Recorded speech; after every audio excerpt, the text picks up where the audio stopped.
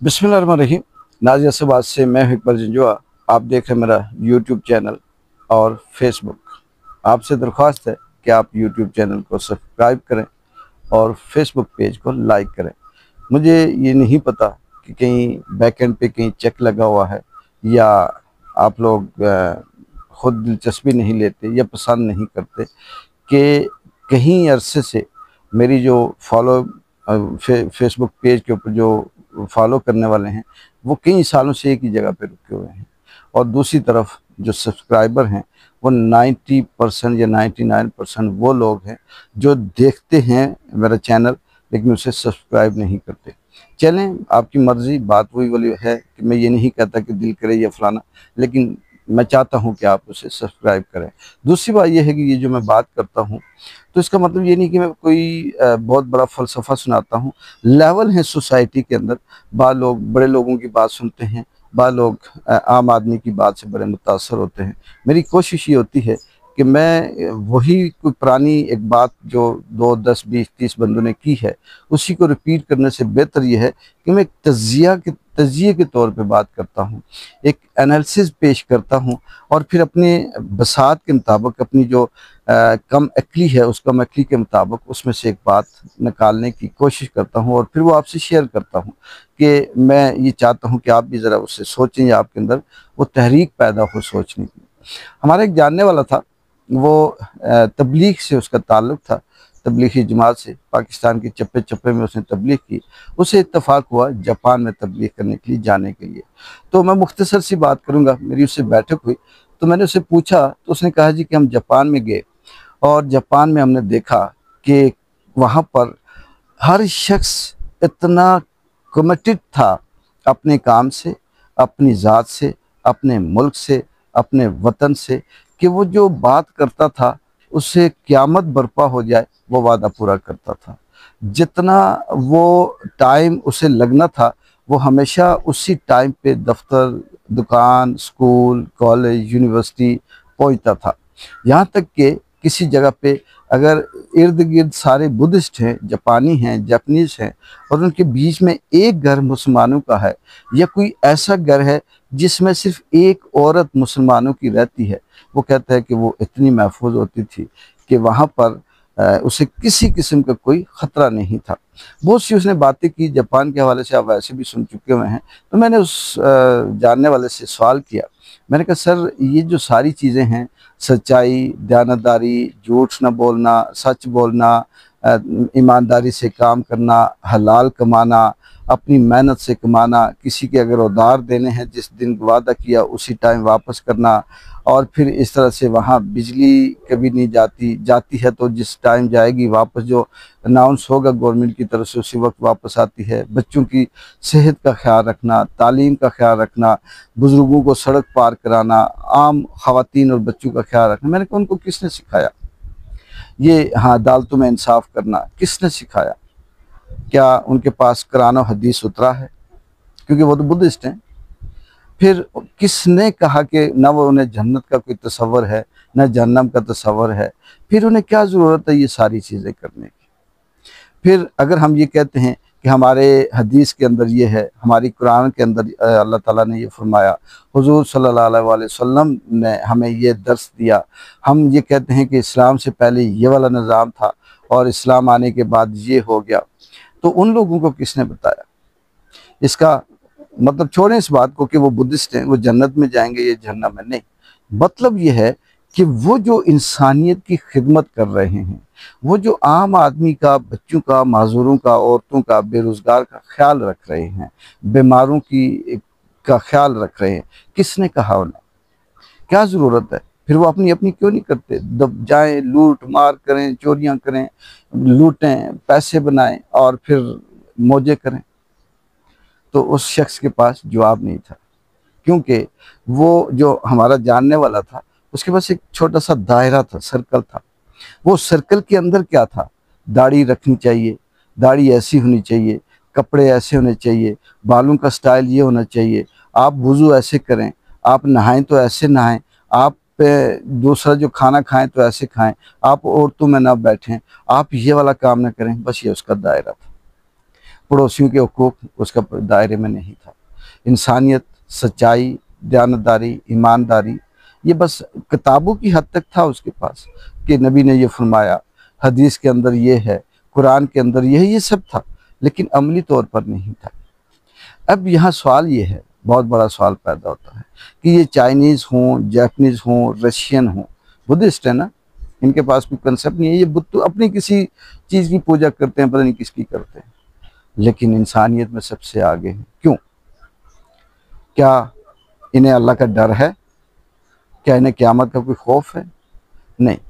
मतलब कहने का ये है कि ये जो इंसान आया है इस दुनिया में, कहीं बाबा आदम से लेके अब तक, हर दौर के अंदर जो जो प्रायोरिटी दी गई है वो इंसानी हुकूक और इंसानियत को दी गई है।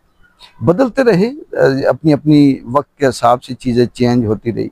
फिर जब हमारा मज़हब इस्लाम आया, हुज़ूर सल्लल्लाहु अलैहि वसल्लम आए, तो हुज़ूर सल्लल्लाहु अलैहि वसल्लम ने उन सारी चीज़ों को, उन इंसानी हुकूक को, उस इंसानियत को, उस हलाल हराम को, क्या खाना है क्या नहीं खाना, हलाल कितनी अहमियत रखता है, इंसान अपने सच बोले तो क्या अहमियत है, झूठ क्या नुकसान देता है, ये सारी चीज़ों को उन्होंने एक समेट कर हमें बता दिया कि ये असल ज़िंदगी, हयात ये है, उसूल ज़िंदगी ये है, और इसके ऊपर गुजारा करें। मतलब ज़िंदगी गुजारेंगे तो आपको अल्लाह की तरफ से ये इनाम मिलेगा। उसकी वजह यह है कि हम यकीन रखते हैं उस कुदरत पे, उस अल्लाह की ज़ात पे। और फिर उसके बाद हमने देखा कि आज के दौर की अगर हम बात करें, छोड़ें उम्र फारूक का दौर, फलाना दौर, अबू बकर सिद्दीक़ का दौर, उस्मान गनी का दौर, ये दौर, इसलिए कि वो नहीं, हम वो बात करें जिस दौर में हम हैं। हम सिर्फ क्या करते हैं कि मिसाल दे देते हैं, हमारी हदीस के अंदर ये है, हमारे नबी ने ये कहा, अबू बकर ने ये कहा, हज़रत उमर का ला ये था, फला जब उसने कपड़ा ज़्यादा पहन लिया तो सवाल हो गया, ये हमसे मिसाल देते हैं, लेकिन अमली तौर पर ऐसा नहीं करते। क्यों नहीं करते? कि हमने सिर्फ़ और सिर्फ सहारा ये ले रखा है कि हमारा कुरान और हदीस ये कहता है, हम जो मर्ज़ी करें करते रहें। लेकिन वो जो बुद्धिस्ट है, जिनके ऊपर ना कोई कुरानी आयत उतरी, ना हदीस है, और वो सारे वो काम करते हैं जो हमारे मज़हब के अंदर, हमारे इस्लाम के अंदर, हमारे नबी की तबलीग के अंदर हैं। और फिर उसके बाद हम कहाँ फंसे हुए हैं? हमारे यहाँ प्रॉब्लम क्या है? हमारे यहाँ प्रॉब्लम ये है कि जब भी आप किसी महफिल में बैठेंगे, किसी मौलाना से बात करेंगे, तो वो एक ही रट लगाएगा, आखिरत, जन्नत, हुरें, ये सहूलत, वो सहूलत। आज फ़लस्तीन में क्या हो रहा है? क्या मुसलमानों की आंखें बंद हैं? क्या दुनिया के इंसानों की आंखें बंद हैं? किस तरह से बच्चे भूखे मर रहे हैं?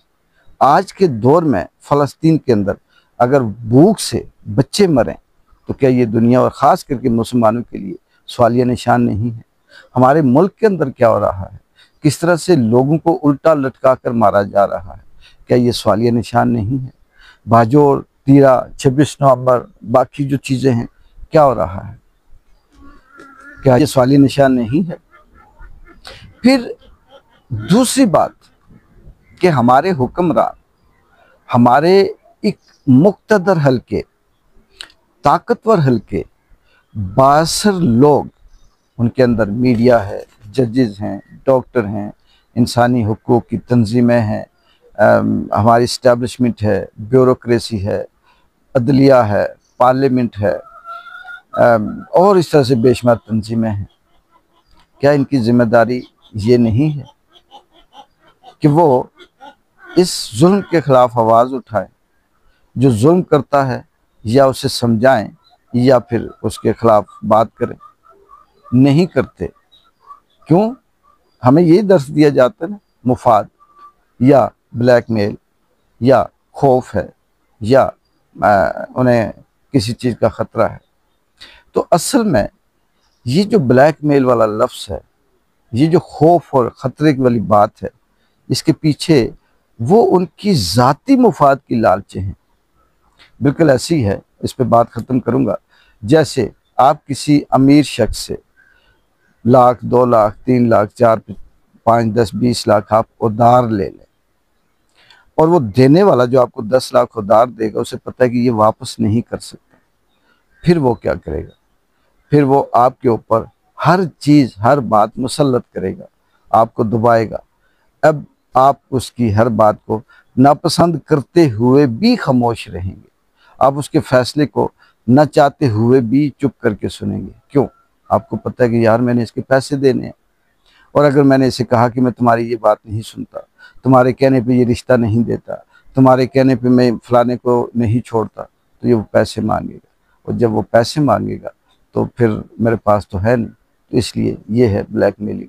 और ये पहले उन्हें ब्लैकमेल कर दिया जाता है, पहले उन्हें इस लेवल पे लाया जाता है कि आप जब बोलेंगे तो आपके लिए ये फाइल है, और फाइल खोल दी जाती है। वो किसी भी रंग शक्ल में हो सकती है, वीडियो की शक्ल में, प्लॉट की शक्ल में, गाड़ी की शक्ल में, पैसों की शक्ल में, चीनी माफिया की शक्ल में, आटा माफिया की शक्ल में। तो ये है इस मुल्क का असल निज़ाम। जब तक ये निज़ाम है, मौजूदा जो सेटअप है, तो ये मुल्क 1000 साल में भी तरक्की नहीं कर सकता। इस मुल्क के अंदर कहीं सदियों बाद भी बेहतरी नहीं आ सकती, जब तक कुदरत के बनाए हुए असल उसूल पे अमल नहीं किया जाता। हुज़ूर सल्लल्लाहु अलैहि वसल्लम का बताया हुआ रास्ता, मीन के वो सच्चाई, दयानतदारी, ईमानदारी, इंसानी हुकूक की हमायत करना, सच बोलना, इंसाफ करना, जब तक ये नहीं किया जाता, ये मुल्क तरक्की नहीं कर सकता।